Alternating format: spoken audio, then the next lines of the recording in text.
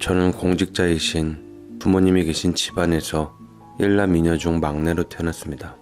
아들이 귀한 집안이라 사랑 듬뿍 받고 자란 저는 기대에 못 미쳤지만 그럭저럭 학업을 마쳤고 같은 대학에서 만난 동갑내기 의사 출신 아내와 알던 사이로 지내다 나중에 발전해서 연애 후 결혼했습니다.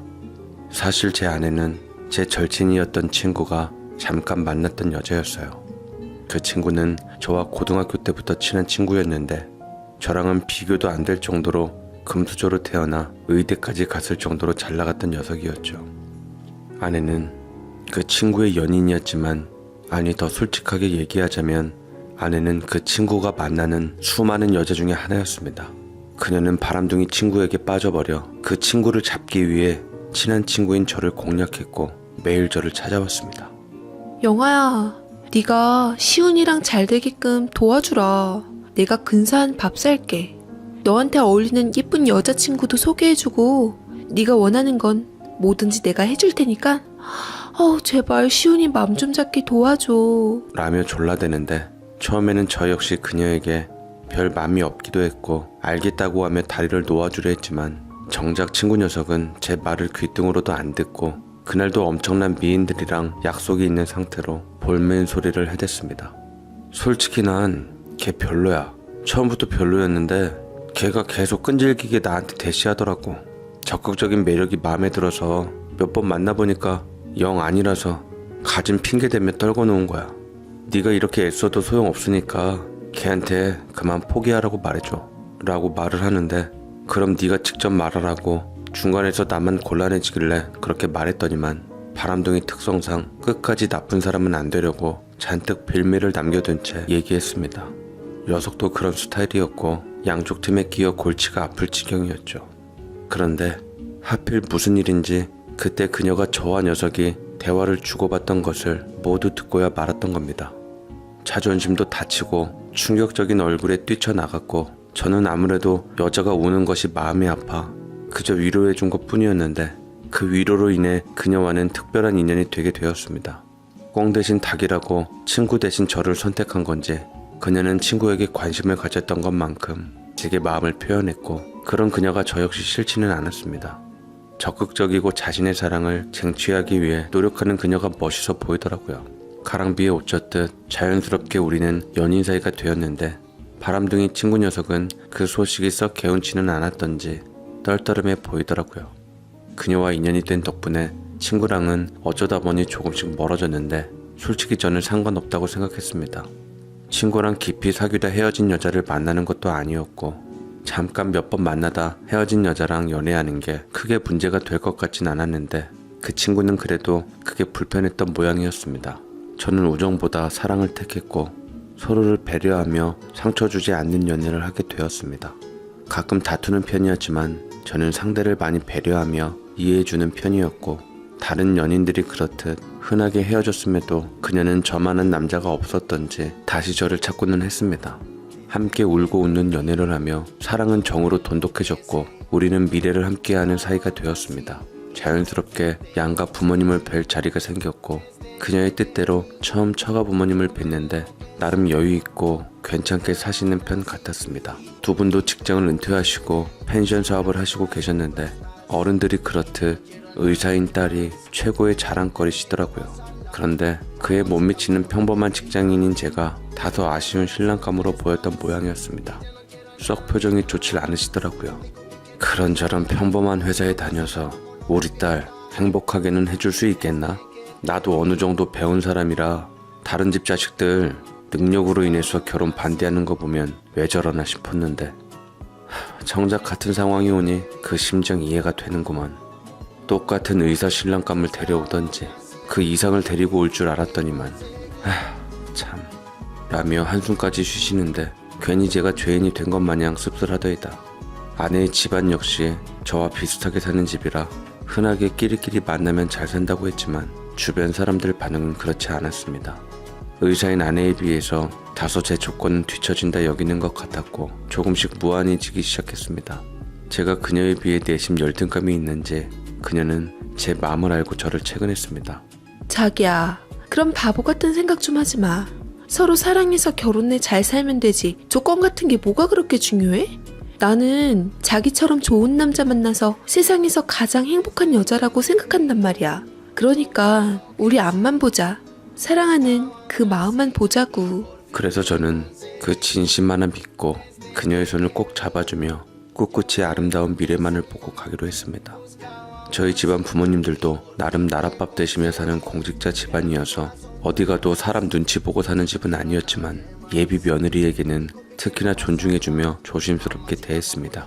아버지는 제가 결혼할 때 평생을 일구신 재산인 아파트 한 채를 주셨고 본인들은 전세살이를 하시며 이사 가셨어요.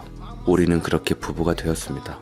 저와 아내는 신혼생활을 즐긴 후 적당한 때에 눈에 넣어도 아프지 않은 아들 하나 낳아 길렀습니다. 아내는 아는 선배 페이닥터로 일하다가 아이를 낳고 유치원 갈 나이가 되자 대출받아 병원을 개업하고자 뜻을 비췄고 그것으로 인해서 저희 부모님 노후 준비하실 퇴직금까지 보태서 당겨 쓰게 되었습니다.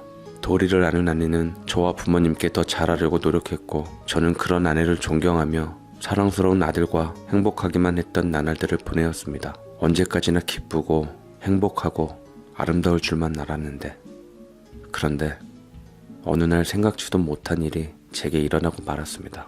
여느 때처럼 회사 일에 치이며 열심히 제 업무에 열중하고 있는데 뜬금없이 아들 유치원 선생님께 연락이 왔더라고요.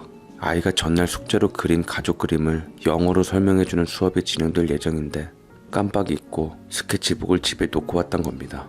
아들은 아내의 고집으로 영어 유치원을 다녔는데 유치원은 아내와 같은 병원 건물에 있었습니다. 처음에는 가까운 아내에게 부탁할까 했지만 때마침 점심시간이었고 병원 점심시간과는 1시간 정도 차이가 났기에 아들을 위해서 부랴부랴 점심시간에 회사를 빠져나와 집으로 가서 스케치북을 챙겨 나왔습니다.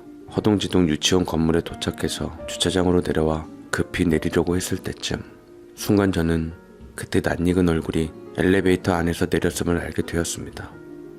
네, 바로 제 아내였습니다. 저는 반가운 맘에 아내에게 아는 척을 하려 했지만 늘씬한 그녀의 뒤를 이어 어느 젊은 키 큰 다부진 남자가 제 아내 어깨에 손을 두르며 같은 차에 타는 바람에 순간 이게 뭔가 싶었습니다. 그런데 웃긴 건 그 남자가 무척이나 낯이 익었다는 사실입니다. 그 남자는 다름 아닌 아내가 짝사랑하던 제 친구, 의사가 된 시훈이었습니다. 묘한 느낌에 온몸을 쎄하게 스치는데 저는 서둘러 시동을 켜 저도 모르게 그 차 뒤를 밟게 되었습니다. 아닐 거야. 우리 와이프가 설마 그럴 리가 없어 라고 되뇌이며 스스로를 가라앉히려고 했지만 그토록 심장이 쿵쾅거리며 손이 부들부들 떨렸던 적이 없었습니다. 신호 때문에 멈췄고 저는 한 차선 건너 그 차량을 지켜보고 있었는데 저는 그야말로 상상도 하지 못할 충격적인 광경을 맞닥뜨리고야 말았습니다. 아내와 시훈이는 둘 다 선글라스를 낀 상태에서 서로의 감정을 드러내고 있었고 저는 배신감에 입술에 피가 맺힐 정도로 꽉 깨무는 상황에서도 애써 정신을 차리며 증거사진을 몇 장 찍어 남겼습니다. 겨우 감정을 눌러 참으며 저는 아내에게 전화를 걸었고 어디냐고 얘기를 했는데 아내는 뻔뻔스럽게도 어디긴. 나 조금 있으면 점심시간이라 지금 간호사들이랑 밥 먹으러 나가려고. 참, 당신 괜찮으면 이따 시댁이나 갈까? 오늘 보니까 시부모님 결혼기념일이시더라고. 바쁘셔서 그런지 두 분 다 까맣게 잊어버리신 것 같은데 이따가 우리가 서프라이즈 파티 해드리자. 어때? 라고 입을 놀리는데 말 그대로 세상에 어떻게 이런 일이더군요. 뒤에선 버젓이 눈앞에서 바람을 피는 주제에 앞에선 저희 부모님 결혼기념일까지 챙겨주는 아내가 어찌나 가증스럽던지요.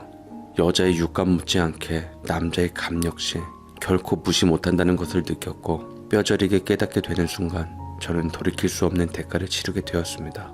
이성을 잃고 와이프의 뒤만 밟았던 저는 교차로에서 신호가 바뀐 것도 모르게 쫓아가다가 그만 미처 저를 못 본 거칠게 좌회전하는 화물 트럭과 부딪혀 큰 사고가 나고 말았던 겁니다. 멀어져가는 의식 중에서도 아내에 대해 집착을 놓지 못했던 저는 부서져가는 몸뚱이였음에도 불구하고 휴대폰을 꼭 쥐고 있었다 합니다. 그리고 병원에 입원한 상태로 눈을 뜨고서야 사고에 대한 끔찍한 기억이 찾아온 동시에 제게는 사형 선고나 마찬가지인 사고 결과를 듣게 되었습니다. 안타깝지만 환자분께서는 경추뼈 골절로 인해서 신경이 손상되어 하반신에 타격이 클 것 같습니다. 일단 경과를 지켜봐야 알겠지만 하반신 마비 증상까지 염두를 해두시는 것이 좋을 듯 합니다. 그게 무슨 말이에요? 제가 다리를 못 쓰게 되면 우리 아들이랑 어떻게 놀아줘요? 출근은 또 어떻게 하고요? 라고 의사에게 울부짖었지만 의사는 무거운 표정으로 자리를 벗어났고 저는 말리는 가족들로 인해 아무것도 할 수조차 없었습니다. 저희 부모님께서는 제 상태를 보고 억장이 무너지신 듯 했지만 제가 절망할까봐 차마 감정 내색조차 못하시고 저를 마냥 다독이기만 하시면서 괜찮다. 그래도 그 큰 사고를 겪었는데 목숨이 남아 건진 게 어디니? 아빠 엄마는 그것만으로도 얼마나 감사한지 몰라. 내 주변에도 그런 사람 여럿 있는데 재활훈련 받으면 그래도 좀 나아진다고 하더라. 우리 열심히 한번 노력해보자. 라고 하시는데 저를 위한다는 부모님의 말씀이 삐딱하게 다가오면서 오히려 더 절망적이게 느껴졌던 지옥 같은 현실이었습니다. 그때 제 다리를 앗아간 사고의 원인 제공자가 현모양처의 모습으로 나타나더군요. 사고의 자세한 경과를 듣고 오는 길이라며 면상을 들이미는 아내의 저 파렴치한 작태에 대한 심정은 이루 말할 수가 없었습니다. 휴대폰에서 찍어놓은 사진을 찾아 아내의 얼굴에 던지며 모든 저주 어린 원망을 퍼부었어요. 너만 그때 걔랑 만나지 않았어도 내가 이 꼴이 되진 않았을 거야. 너 가만 안 둬. 절대 용서하지 않을 거야. 현실을 받아들이기 힘들었던 저는 아내에게 악을 썼고 아내는 증거 앞에서 뭐라 발뺌조차 하지 못한 채 시부모님과 제 앞에서 무릎 꿇고 사죄를 했습니다만 제 다리가 이렇게 돼버렸는데 그따위 것이 다 무슨 소용이었을까요? 허나 다리보다 아팠던 건 아내에게 배신당한 제 마음이었을지도 모릅니다. 아내를 보고 있노라니 그때의 아내와 시훈이가 함께 있었던 모습이 계속 눈에 밟혔습니다. 후에 모든 자초지종을 전해 들은 제 부모님께서도 믿지 못할 충격적인 진실에 거의 쓰러지기 일보 직전이었고 그토록 사랑하고 귀하게 대했던 제 아내는 한순간에 빌런이 되어버렸지요. 아내는 퇴원 속을 밟고 집으로 돌아온 제게 무릎을 꿇어 눈높이를 맞춰주며 사죄했습니다. 당분간 병원에 페이닥터를 고용하기로 했어. 한순간의 실수로 당신이 나 때문에 상처받은 거 마음도 몸도 내가 다 회복시켜주도록 노력할게.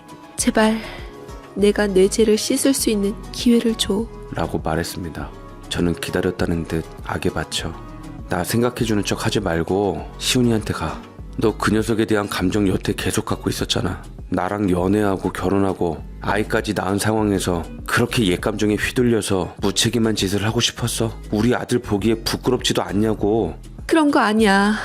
정말 당신에 대한 감정은 진심이었어. 그런데 사람 감정이 그렇게 계산적으로 딱 떨어지는 건 아니잖아. 우연찮게 시훈이를 학교에서 만나게 되었는데 옛 감정에 휩쓸리다 보니까 어쩌다 보니 이렇게 돼버린 거야. 나도 처음부터 그럴 생각은 아니었어. 미안해. 정말 내가 잘못했어. 평생 당신 곁에서 속죄하며 살아갈게. 그 후부터 저는 아내의 끝이 보이질 않는 병수발을 받으면서 지냈습니다. 저는 그 사이에도 어떻게 해야 가장 내가 이 여자에게 내 상처를 되갚아줄 수 있는지 그 고민만 주구장창 해댔습니다. 그녀의 핸드폰, 공인인증서, 계좌 같은 사생활이나 금전적인 부분에 관한 모든 관리를 제가 했습니다. 철없는 아들은 아빠의 다리가 아픈 것에 대한 걱정보단 그저 엄마 아빠와 계속 같이 있을 수 있어서 좋다 하더라고요. 문득 제 아이를 볼 때마다 눈물이 났고 제 처지에 비관을 하게 되었으며 마음이 아팠습니다. 몇 번이나 아빠의 상태에 대해서 들었음에도 불구하고 아이는 받아들이지 못했던지 아빠 언제까지 앉아있는 거야? 나 목마도 태워주고 같이 달리기 시합도 해야 하잖아. 빨리 일어나 아빠. 너 대체 무슨 소리를 하는 거야? 지금 눈앞에 아빠 상태 안 보여? 그럴 때마다 아내는 화들짝 놀라며 아들을 야단쳤습니다.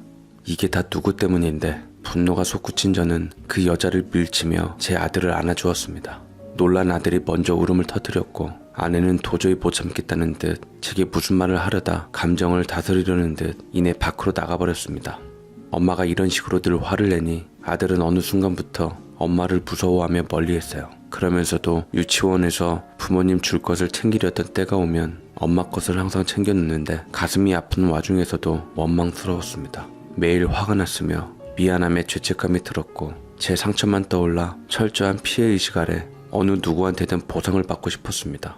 재활 훈련을 해도 무너지기 일쑤였고 목표한 것을 못 채울 때마다 아내에게 그대로 책임을 전가하며 울고 소리치고 저를 비롯한 가족들은 하루하루 지날 때마다 저 때문에 피가 말라갔습니다. 아내도 노력한 만큼 제가 나을 길 없으니 도무지 견디기 힘들었던지 제발 그만 좀 하라고 하더군요. 당신 심정 충분히 이해하는데 제발 잊지 마면 안 돼?